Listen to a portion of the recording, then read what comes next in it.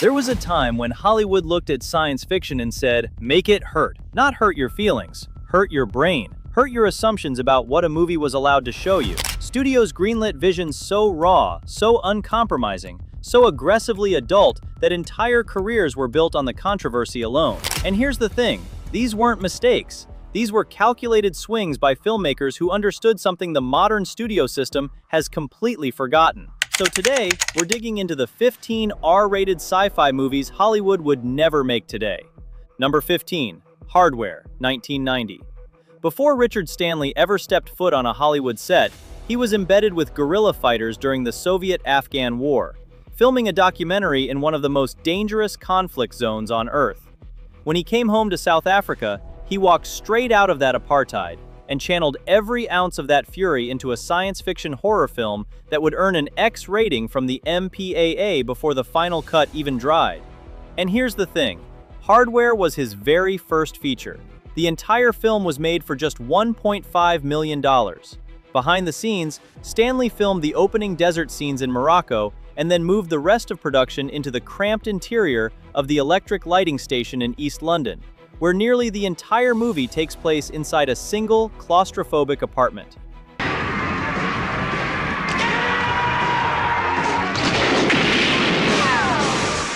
Initially, he wanted to use stop-motion animation for the killer robot, but there was no time and no money, so the team improvised with whatever they could build by hand.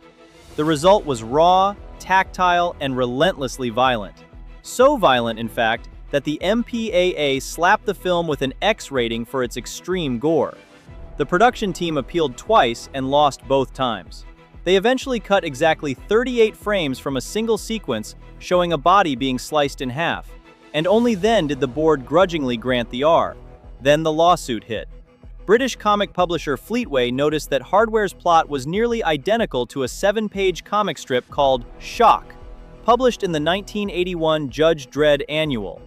Fleetway sued for plagiarism and won, forcing the producers to add credits for the original creators Steve McManus and Kevin O'Neill on all future prints. Hardware opened and earned over $5.7 million domestically. Number 14, Split Second, 1992. The original screenplay for Split Second was called Pentagram. It was written in 1988 by Gary Scott Thompson and was set in present-day Los Angeles with a ritualistic serial killer stalking the streets. Thompson wrote the lead role specifically for Harrison Ford, but Ford never signed on. The script was then renamed Black Tide, reworked into a futuristic creature feature, relocated to a flooded dystopian London, and handed to director Tony Maylam.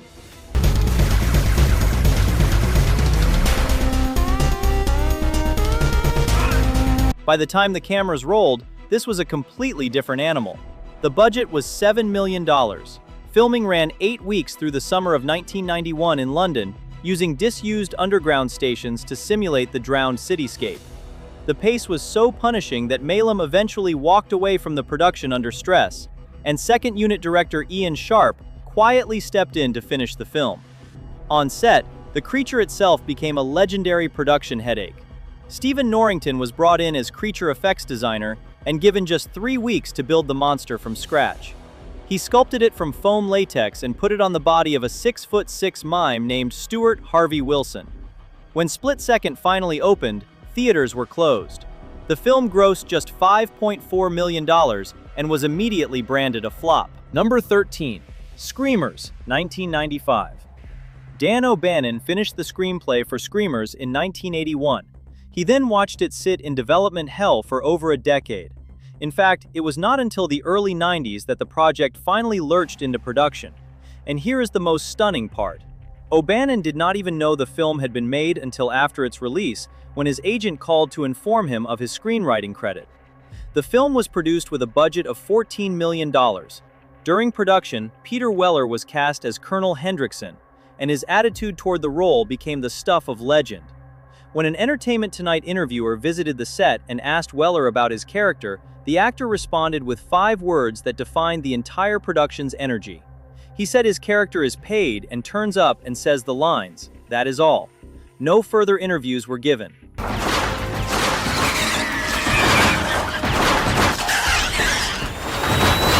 Behind the scenes, the production used a quarry in Joliet and Montreal's Olympic Stadium to simulate the barren wastelands of the mining planet Sirius 6b. On set, the Chiodo brothers were brought in to build the mechanical screamers using stop-motion animation and practical effects. The production squeezed every dollar into creature design, physical effects, and practical set construction in an era when CGI was rapidly taking over the industry. When Screamers finally premiered, it debuted in 9th place with just $2.9 million on opening weekend. It was a commercial disaster. Number 12, Life Force, 1985. Life Force was the first film in a 3-picture deal Hooper signed with Canon's notorious producers Menahem Golan and Yoram Globus. The screenplay was written by Dan O'Bannon. Canon loved the source material but hated the title, believing it sounded too much like their usual low-budget exploitation fare. So they renamed it Life Force, hoping that a classier title would convince audiences they were watching something sophisticated. Unfortunately, they were not. And here's the thing, Canon Films spent a whopping $25 million on Life Force.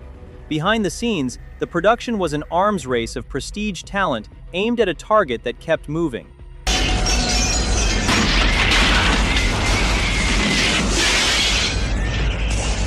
Alan Hume was behind the camera. The shoot was scheduled for 17 weeks. It took 22. And the centerpiece of the entire film was French ballet dancer Mathilde May, who spent virtually the entire movie completely nude as the unnamed space girl. May was a trained dancer with no significant acting experience, and her role required almost no dialogue. Her job was to walk through every scene unclothed while draining men of their will to live.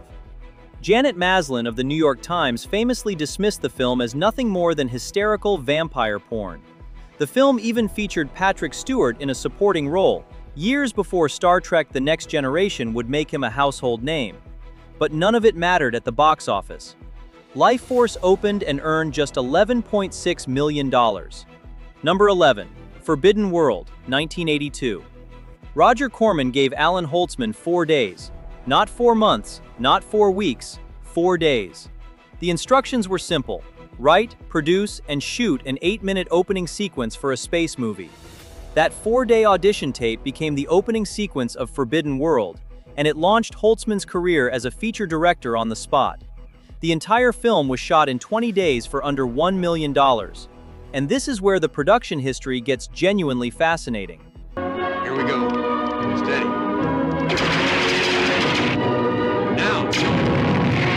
Behind the scenes, the corridor sets and spacecraft interiors that Forbidden World used had been originally designed for Galaxy of Terror by a young, unknown art department crew member named James Cameron. Those same recycled sets, built from spray-painted egg cartons, takeout containers, and bubble wrap, became the visual DNA of Forbidden World. During production, it was Roger Corman's personal idea to have the characters defeat the alien creature by feeding it cancerous liver tissue. The dead animals seen in the laboratory sequences were actual dead animals purchased from a local pound. The creature's death scene involved a viscous pink vomit fluid made from a chemical compound that burned skin on contact. The effects technicians were so terrified of the substance that they built a protective wall out of garbage bags and stuck a camera through it to film the shot.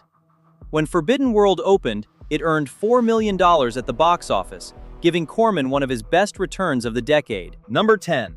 Event Horizon, 1997. Paul W.S. Anderson turned down 3 franchises to make this movie. He said no to X-Men. He said no to Alien Resurrection. Instead, he chose a $60 million science fiction horror script by Philip Eisner about a spaceship that travels through a dimensional rift and comes back possessed by something that can only be described as hell itself. The cast was staggering. Lawrence Fishburne, Sam Neill, Kathleen Quinlan, Jolie Richardson, Jason Isaacs, and Sean Pertwee rounded out a cast that gave the film a dramatic weight far beyond its genre trappings. Behind the scenes, Anderson shot the film's most extreme sequences on weekends, away from the studio's oversight. The hell visions included scenes of cannibalism, body mutilation, and content so graphic that Anderson hired adult film performers to simulate the intensity Paramount never expected to see. Then Paramount saw it, and they panicked.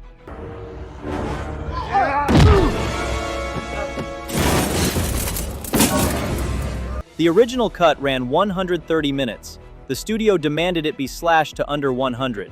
The reason was not artistic, it was logistical. Anderson was given just 6 weeks to edit the film. The hell sequences were reduced from extended visions of sustained horror to subliminal flashes lasting only a few frames each. When Event Horizon opened, it grossed just $26.6 million domestically and roughly $42 million worldwide against its $60 million budget. Number 9. Videodrome, 1983. David Cronenberg was offered Return of the Jedi. George Lucas personally extended the invitation after the commercial success of Scanners in 1981 put Cronenberg on Hollywood's radar as a director who could deliver both spectacle and audience numbers. Cronenberg said no. He had no interest in directing a film he did not write. That decision is one of the great fork-in-the-road moments of 1980s cinema. The budget was $5.9 million Canadian dollars. But Cronenberg had to begin shooting in Toronto in the fall of 1981 without a finished script because Canadian tax shelter regulations required all allocated funds to be spent within the calendar year. There was no time to wait, so Cronenberg wrote as he filmed, shaping the story in real time, letting the production's chaotic energy bleed directly into the material. Death. Don't back away. I stole it from them just for you to see. Behind the scenes, the special effects were created by Rick Baker. Baker's effects budget was roughly $500,000, and he used every penny to create some of the most disturbing practical imagery ever committed to film. Woods' abdomen opens into a fleshy slit that accepts videotapes. Television sets breathe and pulsate like living organs. A handgun fuses with human flesh until the weapon and body become one. The production even used Betamax tapes instead of VHS for the prop sequences because Betamax cassettes were the only format small enough to physically fit inside the prosthetic stomach Baker had built for Woods.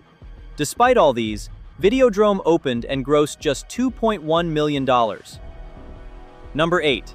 Total Recall, 1990. It took 16 years, 4 directors, and what became one of the second biggest budgets in Hollywood history to bring Total Recall to the screen. The concept was purchased in 1974. It did not reach cinemas until 1990, and the version that finally arrived was not the result of careful, patient development. It was the result of one man forcing it into existence through sheer will. Behind the scenes, the production required roughly 500 crew members, 45 sets, and 8 sound stages.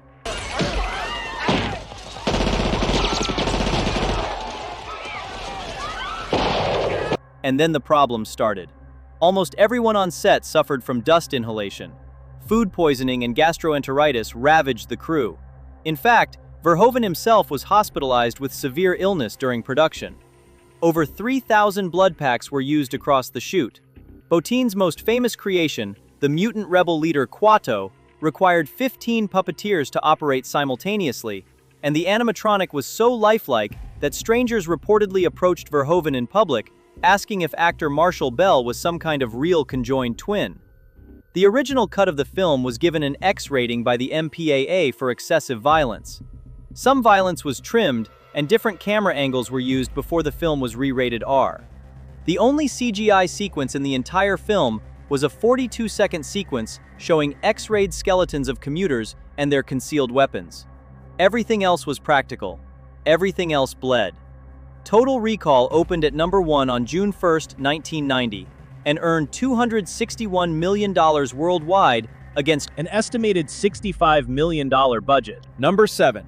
The Fly, 1986. Mel Gibson was offered the role of Seth Brundle, but declined to make Lethal Weapon instead. That single casting decision changed the trajectory of 2 careers simultaneously. Because what Jeff Goldblum did with The Fly was not what Mel Gibson would have done. His version was quieter, more tragic, and far more disturbing. The budget was $9 million. Behind the scenes, Chris Walas was hired to handle the makeup effects with a team of over 30 crew members. They had roughly 3 months of pre-production to design and build more than 24 separate prosthetic stages, rigs, and puppets. The final Brundlefly creature was designed first, and then every intermediate stage of decay was reverse engineered from that endpoint. Goldblum sat through hours of application each shooting day as his body was progressively buried under layers of latex, foam, and silicone.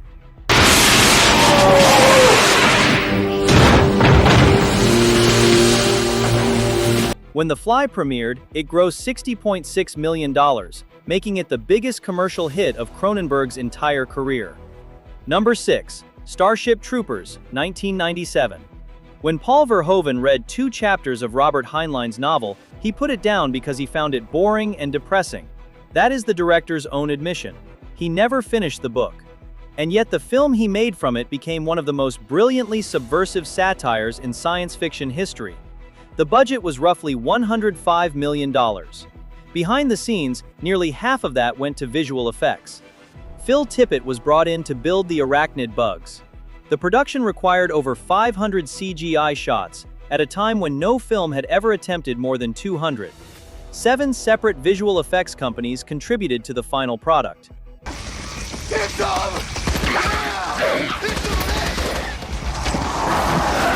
In fact, Sony Pictures Imageworks struggled so badly with their deliveries that large portions of their work had to be farmed out to Industrial Light and Magic. The delays pushed the film's release from a prime summer slot in July 1997 to a November burial. Sony gave that July date to Men in Black instead. Starship Troopers opened at number 1 but faded fast. It grossed $121 million worldwide. Number 5. RoboCop, 1987. Paul Verhoeven threw the script for RoboCop in the trash. He read the title, assumed it was a cheap B-movie about a robot, and discarded it without opening the cover page. His wife fished it out, read it herself, and told him he was making a mistake. She was right. That retrieved script became the foundation of one of the most important American science fiction films ever made. And here's something interesting. This was Verhoeven's first American production. He had directed acclaimed films in the Netherlands, but he had never worked with Hollywood special effects or studio budgets.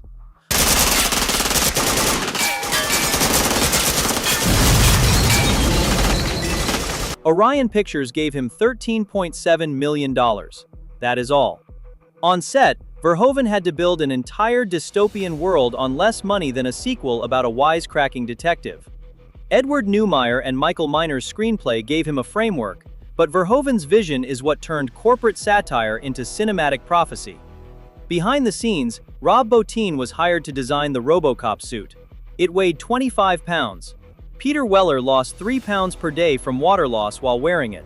An air conditioning unit was eventually installed inside the suit just to keep Weller conscious during extended shooting days. Weller spent 4 months working with mime coach Moni Yakim to develop what they called Robo Movement, a choreographed style that would let him move mechanically while still conveying the trapped humanity underneath. The suit arrived 3 weeks late, and filming had to shut down for 3 days while Verhoeven and Weller worked out how to actually move in it. Weller could not fit inside the police car in full costume, so every driving scene was filmed with him wearing only the top half of the armor and sitting in his underwear below the frame line. But here's the thing. The violence was the breaking point.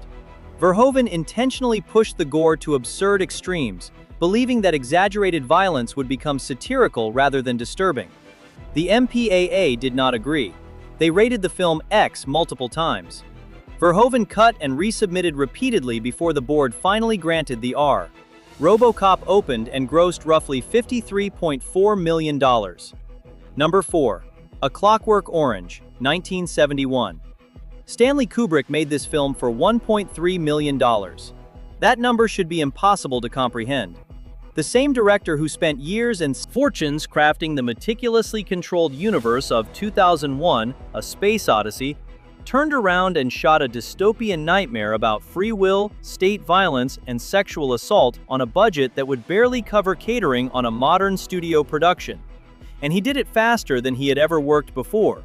Production began in September 1970, and the film was in theaters by December 1971. For a perfectionist who routinely spent years between projects, this was a sprint. The cast was staggering.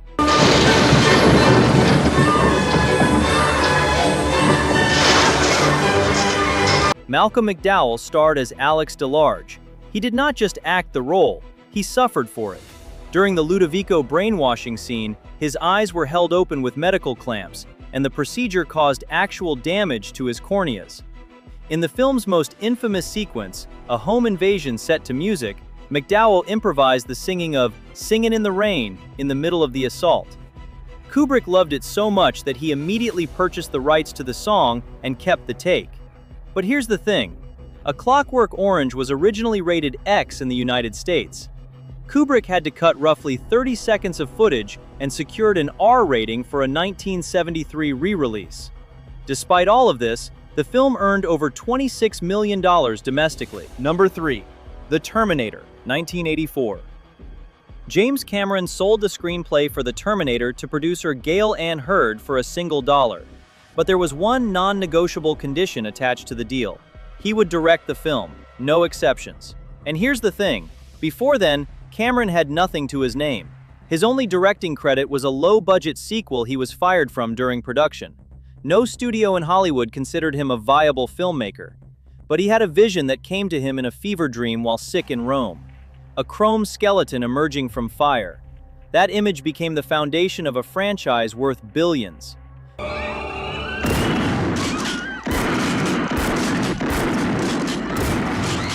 The entire production budget was $6.4 million. Behind the scenes, Cameron stretched every cent through what he called guerrilla filmmaking, shooting scenes on location without permits and leaving before the police arrived. He once called Schwarzenegger at 3 in the morning and told him to meet at a location already in full costume to quickly reshoot a scene before dawn. Some of the people visible in the background of certain shots were actual civilians who had no idea they were being filmed for a movie. The Terminator opened and earned $78.3 million worldwide. Number 2. Alien, 1979. Sigourney Weaver was an unknown stage actress with almost no film credits when producers Walter Hill and David Giler decided they wanted a woman to lead the cast for Alien. She was their last major casting decision. Then, Tom Skerritt, John Hurt, Ian Holm, Harry Dean Stanton, Yaphet Kotto, and Veronica Cartwright rounded out the cast. But here's the thing. At that time, nobody in this cast was a star, and that was the point. The film's budget was roughly $11 million. Get her up! Get her up! Get her up! Get her up! During production, Swiss surrealist H.R. Giger was hired to design the creature and its life cycle, and his work redefined what movie monsters could look like. When Giger first sculpted the egg, it had a single long slit on top. The head of the art department laughed because it resembled female anatomy. Giger added a second slit in a cross pattern, and the revised design was approved. The full alien suit was worn by Bolaji Badejo, a 6'10" Nigerian graphic design student who was discovered in a London pub. Fox initially wanted to cut the space jockey scene entirely, arguing it was too expensive for a single sequence. Scott fought to keep it, insisting the film needed that moment to make audiences understand the scale of what they were encountering. He won that argument, and that scene remains one of the most haunting images in the history of cinema. Alien opened and grossed over $100 million worldwide. Number 1. Blade Runner, 1982. When the day after production finally wrapped, Ridley Scott and the key members of his team received a telegram from the producing partners. It simply said that the film was vastly over budget and that their services were no longer required. The director of Alien was effectively fired from his own movie before post-production was finished. He continued working anyway, without compensation, because he understood that what he had built was worth more than whatever the accountants could calculate. The original budget was $13 million. By the time production wrapped at the Burbank Studios lot, the cost had ballooned to roughly $28 to $30 million. Get out of the way!